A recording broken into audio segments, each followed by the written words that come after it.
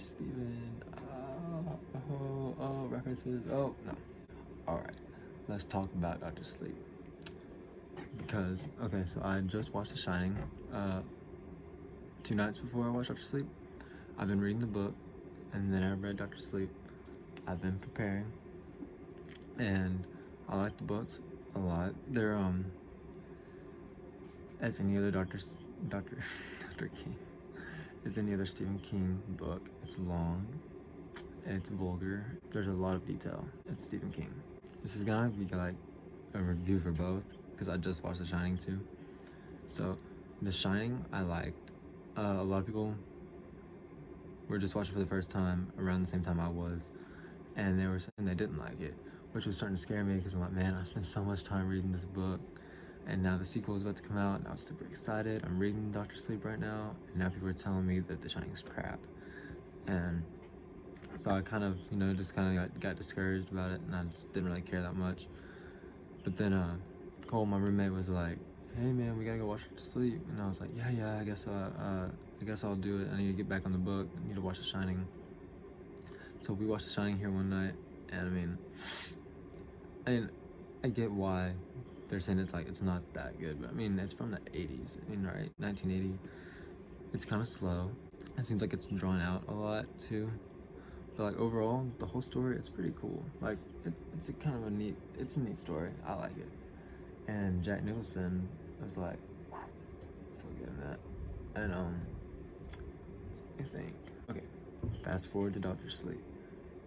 I liked this movie a lot. I don't want to just come out the gate and be like, oh, I liked it so much more than, The Shining, because I just saw The Shining for the first time, and it's almost like nowadays, like, the acting's so much better, the special effects are so much better, so it kind of seems like a cheap shot to just be like, oh yeah, Dr. Sleep's better movie, But it seems like it keeps you like all there, a lot easier too. It's not as drawn out. It's not as slow. It was kind of slow towards the beginning, not gonna lie, but I liked it a lot. Ewan McGregor did a great job as Dan Torrance. The little girl, I think she's a new actress, or after I haven't seen her in anything, and I have to do this again, to look her up, because I don't know her name. I'm so sorry. I don't know how to say that name. Kylie Curran might be how you would say it. I don't know, but she did good as Aberstone. Dr. Sleep, it seemed more true to the book than The Shining was, a little bit. No spoilers, okay. The villain, Rebecca Ferguson, she did a great job as Rose the Hat, which was cool. There's a lot of cool takes. Like, there's like a scene where like you can like, they learn to use The Shining to like, you can go into people's minds, and you can like see like they're kind of like walkers, I guess, of like all your thoughts.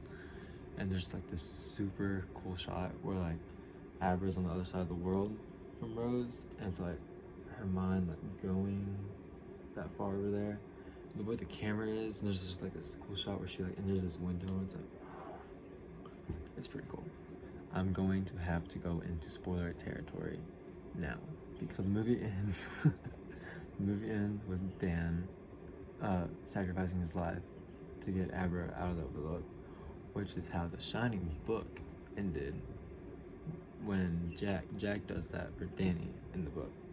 The movie didn't do that, and that's probably one of the real reasons Stephen King had a problem with the movie. And I know that Stephen King actually liked Dr. Sleep, and says that he makes him like The Shining better, so he probably just kind of wanted that done. Something that I didn't care for as much was them recasting like Jack and the old people. The mom and Danny, it doesn't really bother me as much, because they have a really big like scene towards the beginning, and then the recasting of Dick doesn't really bother me, because I mean, that guy, who knows, the guy who played him might be dead, I don't know. But yeah, like, but it's just like, after the role that Jack Nicholson did, it's like, you want to recast him, and I don't even know who the guy was that played him, but he didn't really look like him, and he didn't really sound like him to me. It just seems to me, with all the de-aging things we have nowadays, they could have got Jack Nicholson back de-aged him, and it would have been awesome. It's so cool to see, like, when you're reading something and then see it come to life on the big screen. There's just kind of something about it. And there's like a lot of cool things they do with The Shining in this movie. Like I said, they go like inside each other's minds. There's like a scene where Danny and Amber, they like switch bodies because of it and stuff. And like, it kind of makes you wish you had The Shining, but you really don't, because bad things happen. This review is all over the place. I'm sorry, but I'm just saying things as they pop into my head. This movie is not as scary as The Shining, and they're really not really scary movies, I wouldn't say. The Shining's just kind of like intense, but this one, it was really just more like a storytelling, and like it's so good. But like, once they go back to the Overlook, I swear, like, the movie is just like 100 times better. Like, they do the same shot of like over the seas and up the mountains and the driveways, and you're just like, it's happening. And then there's a scene where they get to the Overlook, and he tells Abby to wait in the car. He's like, I need to go wake it up. He walks in, lights start turning on and all that. I started getting chills. I jumped a couple times. I'm not gonna lie. The people from the Overlook come back, like all the monsters and stuff. He learns to keep them in boxes inside his mind, and he ends up having to open the boxes to destroy the bad guy. But she kind of died off real easy. Kind of not cool. Also, I'm remembering things. In the book, I'm pretty sure his friend Billy didn't die like that, and I'm pretty sure he had The Shining, which they kind of hint at the movie. And they also say in the movie that like a lot of people have The Shining, they just don't have like that much of it. Like if a man, you know, just brings home flowers to his wife one night because he kind of feels like she might need it, and then it turns out she had a really bad day that day. It's probably not coincidence. It's probably that he has like a little bit of shine, is what they're saying. And they kind of hint, like at the end, she's like, do you think there are more? And then like Danny's like, yeah, there are more, for sure. Or he said something like that, like, you need to be careful, there are still more people out there like that or something.